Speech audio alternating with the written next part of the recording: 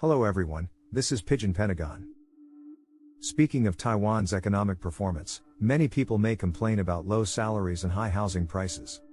However, if we look at an important economic indicator, the ratio of national debt to GDP, Taiwan's performance is among the best in the world. According to the numbers for 2021, Taiwan's performance that year was better than other strong Asian countries such as Japan, South Korea, and Singapore. Therefore, international credit rating agencies have given Taiwan a high credit rating, considering it a fairly stable economy. However, behind these impressive numbers, Taiwan actually harbors an economic ticking time bomb. Household debt as a percentage of GDP ranks second in Asia. In this video, we will introduce what this situation means and what serious problems it may bring in the future. Before we delve into the Taiwan issue, let us briefly introduce the household debt indicator. Household debt refers to the total amount of debt that households have, including mortgages, credit card debt, car loans, and other personal loans. It refers to the debt of all members of a family, including consumer debts such as credit card debt, as well as large loans for buying houses and cars. By adding up these debts and comparing them to GDP, the above-mentioned indicator is obtained. Looking back at the history of this indicator, we can see that it is an advanced data set. In the early 20th century, as the production capacity of goods deepened and the monetary system gradually matured, people gradually increased their spending on durable consumer goods such as cars and appliances. However, while people had unlimited shopping desires, their cash on hand had its limits. As a result, a large amount of potential consumption led to a more mature lending system. With the popularization of credit cards, people gradually learned to borrow money to consume. From the 1980s to the 21st century, the ratio of household debt to GDP in advanced countries has increased significantly. In the US, for example, this number has skyrocketed from 4 to 6 layers. However, the trend of rising household debt came to a halt in 2008, which was the year of the most severe financial crisis of this century. One of the reasons behind the huge crisis was that household debt in advanced countries was too high. After the economic crisis was over, although countries tried their best to remove debt leverage, they soon forgot the pain of the scar. At the end of 2021, under loose monetary policies, Americans borrowed money to buy cars and houses, and the household debt number soared to a historic high. In Asia, South Korea's situation is more severe than the US. Their household debt to GDP ratio ranked first among major countries in the world, and their annual debt numbers exceeded GDP. This has caused many South Koreans to owe huge debts beyond their repayment ability, ultimately choosing to commit suicide. In Taiwan, this problem is equally severe. In 2020, Taiwan's household debt accounted for 90% of GDP, and in recent years, it has ranked second in Asia several times. However, looking back, Taiwan once had healthy indicator numbers. Where did all of this begin, and who is to blame? Let's continue to read. The story begins around 2000, when Asia was suffering from the aftermath of the financial storm. Starting with the massive short selling of Thai baht by Soros, Thailand's financial market collapsed, and international speculators attacked the currency markets of the Philippines, Indonesia, Malaysia, and other Southeast Asian countries. Even the Korean financial industry experienced a wave of bankruptcies. Taiwan's new Taiwan dollar, NTD, has experienced a significant fluctuation in the past. In one extreme scenario, the NTD dropped by 3 percentage points in one day, causing Taiwan's economic growth rate to hit a 20-year low. Fortunately, Taiwan had a large reserve of foreign currency, which helped the island to weather the storm. However, the real estate market was affected and remained in a slump for years. The government was concerned about capital flowing excessively into the housing market, and thus increased the land value tax rate. Despite stable to rising property prices, the ratio of Taiwan's household debt to GDP did not show a clear upward trend. In 2003, Taiwan was hit by the SARS epidemic, which caused the average housing price to plummet in just 2 quarters. Many homeowners were scared into selling their properties at low prices.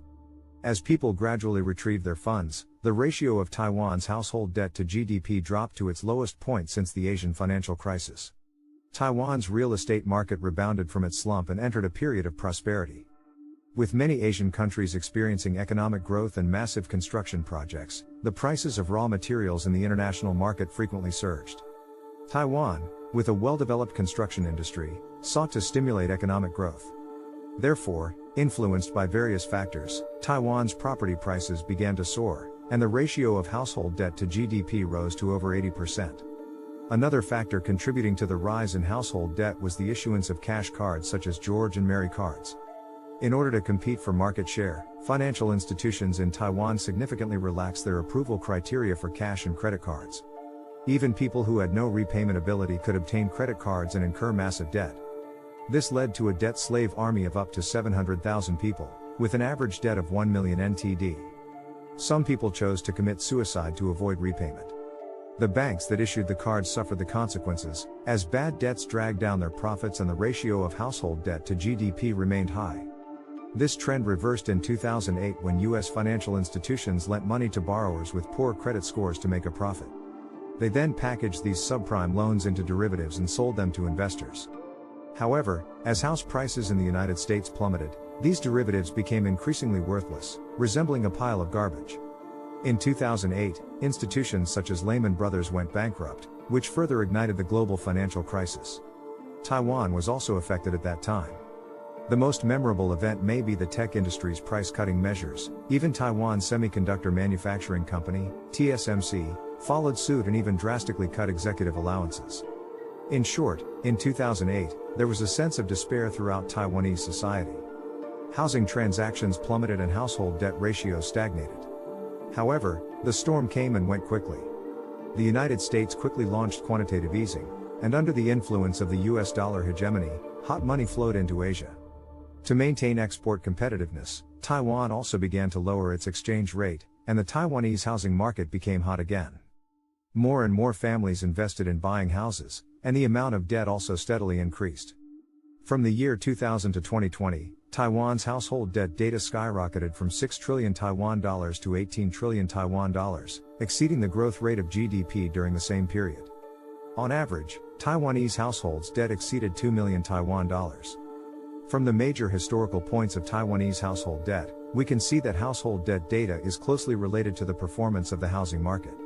After all, as the largest loan in most people's lives, the popularity of housing loans will significantly affect the debt-to-income ratio of the people. As housing prices soar, household debt rises. After understanding the reasons for the high household debt in Taiwan, the next question is what impact this will have and why it is seen as the biggest unreported problem. Looking back at the household debt-to-income ratio as an economic indicator, it is like a double-edged sword. In the prosperous period, high household debt does not pose a problem, but instead injects funds into the asset market. However, once an economic crisis erupts, excessive household debt will play the role of an accelerator and amplifier, expanding the level of risk and impact to other areas. Simply put, when an economy is in crisis, housing prices usually plummet quickly. At this time, if household debt is too high, it means that their savings rate is low. In this situation, local people will begin to find that their assets are shrinking, facing further financial pressure. Faced with rapid financial pressure, people do not have many options. Most people can only choose to work hard to repay their loans or lower their house prices to get their money back.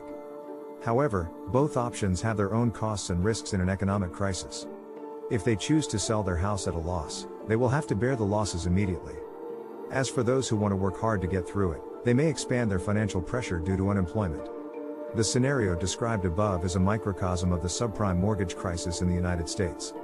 Even former vice chairman of the Central Bank of Taiwan, Luang, once stated that on the eve of the subprime mortgage crisis, a large number of American homeowners strategically defaulted on their mortgages during the decline in housing prices. They chose not to pay their mortgages, transferring part of the losses to financial institutions, who then had to only collect their loans. As a result, the U.S. economy further declined. Germany, on the other hand, is an opposite example. The household debt ratio in this country has been consistently around 50 to 70%, which is a relatively healthy figure. The reason behind this is that the proportion of people renting houses in Germany is very high.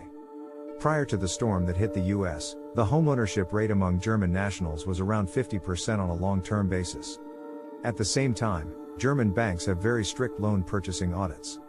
Therefore, although housing prices in Germany have also risen with the global environment, experts generally believe that the risk of an economic crisis occurring in the country is low.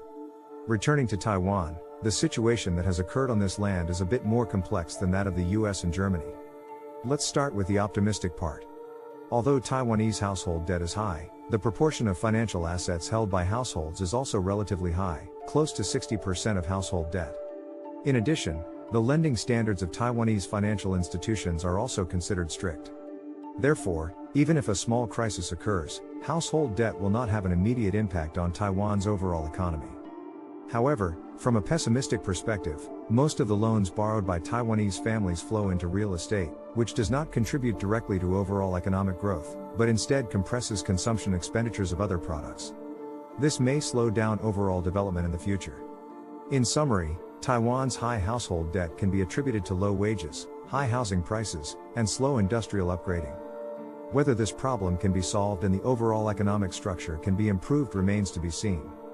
That's it for this episode. If you are interested in this topic, feel free to leave a comment below and share your thoughts. If you like our channel, remember to subscribe and share. See you in the next episode.